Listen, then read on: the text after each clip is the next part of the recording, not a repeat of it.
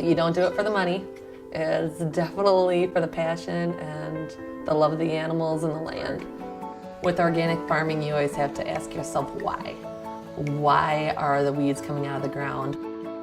You have to ask yourself, why did that cow get sick? Just because isn't a good enough answer for me. My name is Chris Blakeney. I'm with Amazing Grace Family Farm, just outside of Janesville, Wisconsin. We raise all natural beef and produce, as well as honey on our farm. We have about 270 acres, and I am the 6th generation to farm the farm. We are in the process of expanding our produce operation. Next year we plan to raise about 25 acres of produce. In that 25 acres will be about 10 acres of broccoli. A good portion of that broccoli will be ending up in the school systems of Janesville and Madison. It's important to me for the kids to know that broccoli just doesn't come on a tray or in a bag or from a grocery store.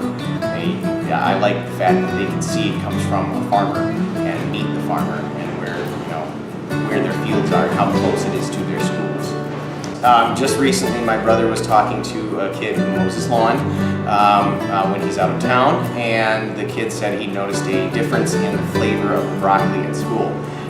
He said it's much better and way more fresh than the stuff that they had there. We grow, pick, pack, and distribute. We also aggregate, so we have other growers. I remember the Ratatouille project we did. 330 pounds of eggplant. That is a lot of eggplants. So, first is to take a look at what our fields look like, and then it's starting to reach out to our other growers that are all local growers.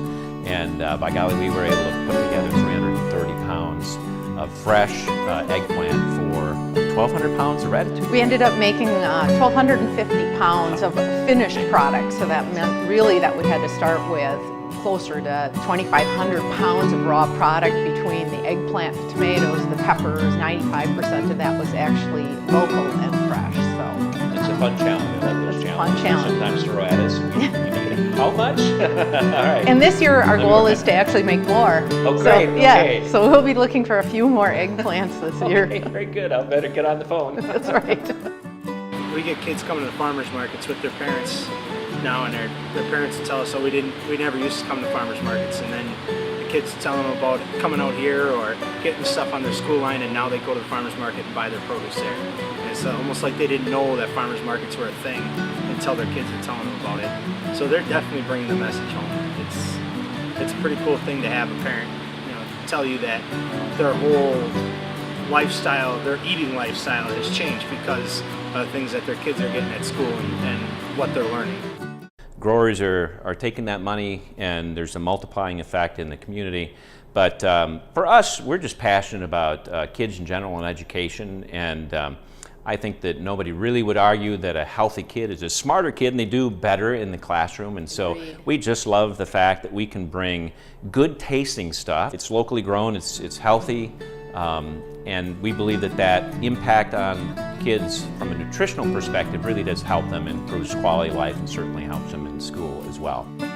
Wisconsin farmers can feed Wisconsin kids. Absolutely.